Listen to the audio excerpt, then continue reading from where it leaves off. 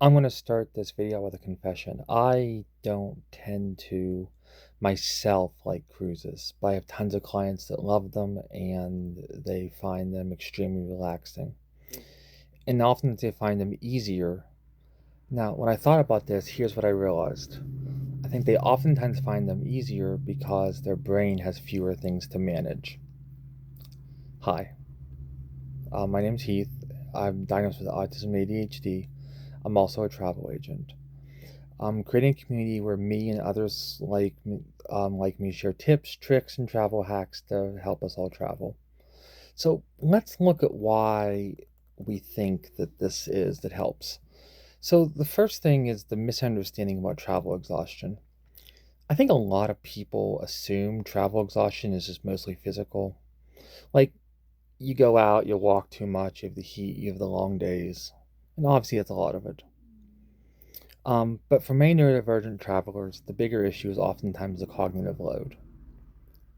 So, like, obviously, how many things is your brain trying to actively process? Now, I remember a long time ago, Gary Vaynerchuk said that he talks about the same six things over and over again. And I do feel like I repeat myself a lot, but I try to look at it in different ways and different things. So, do stick with me, and I'm going to try and come up with other topics as we're going. But let's just kind of look into this. So different vacations feel different.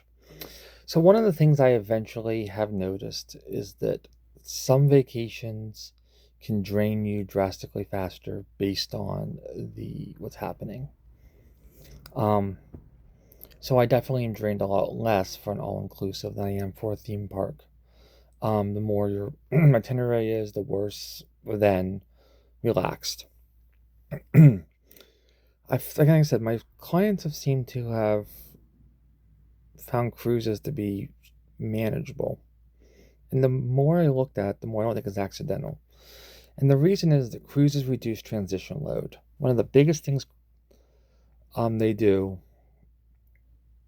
is that because transitions are neurologically expensive and cruises have less of them, then you would have a lot less. So instead of, like, for example, Disney would have multiple ways to try to get from one place to the other. Like, do you take a, you know, do you walk? I mean, I can't walk around places, but like, what transportation do you take? Which order are you going in? When I used to get on like three buses to get to one place, this is not typical, but can happen.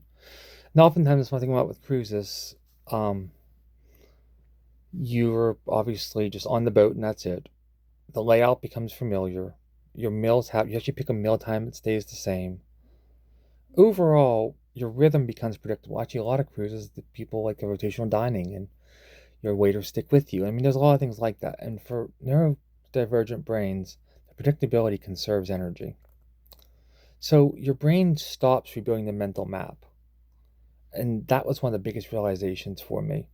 Your brain uses an enormous amount of energy constantly rebuilding its understanding of the environment. So, like, as far as the mental map, I go, well, where am I? How do I get there? What's next? How long will this take? What are the rules? What's expected? Think about like driving in a place you've never been before versus driving something you've done every day where you're kind of going autopilot.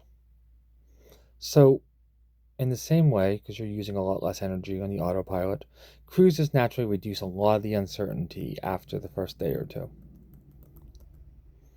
And this is why sometimes things like theme parks might feel harder. Like I said, Disney's incredible. Love Disney. I would choose Disney over cruises personally, but try and obviously talk to you about what a lot of my clients might find. So just things to consider. Now, Disney, you do transition a lot, ride the ride. You have constant stimulation, much more crowds. To deal with the apps, a lot more planning, which is, as a side note, good reason to be using a travel agent. Timing, navigation, noise, lines, energy. It's just constant shifting. And for neurodivergent travelers, this can become exhausting very quickly on top of the physical demands. Another thing we don't really think about for cruises is it often includes instant recovery. You have sea days. You are encouraged to have things like balconies, quieter decks, slower mornings. There's some built-in downtime, less pressure to optimize every second. I mean, Disney's built around optimization. Overall, there's just more permission to simply exist, and that matters a lot more, I think, than people realize.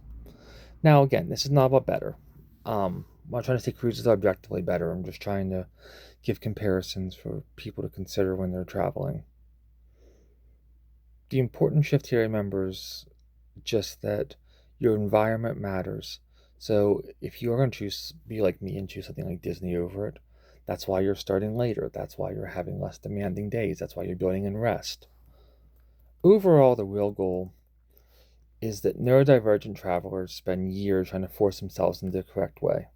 We want to stay late enough to maximize the ticket, to do everything, to push through. And once we realize that the goal's proving that the goal is no longer to prove that we can tolerate something, but instead to create travel that we feel sustainable and enjoy, that's when we have fun. So I'm going to leave you with this. Sometimes the vacations that feel best are not the ones with the least stimulation. They're the ones with the least friction and the least ideas. And those are things to consider when you're trying to plan your next trip. So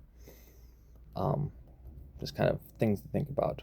Now, if you loved content like this and you want to experience more like it, you want to meet other travelers like you, or just have me help you plan the next vacation of your dreams, I want you to join us and visit yourneurodivergenttravelagentt.com. I hope to see you there. Talk soon.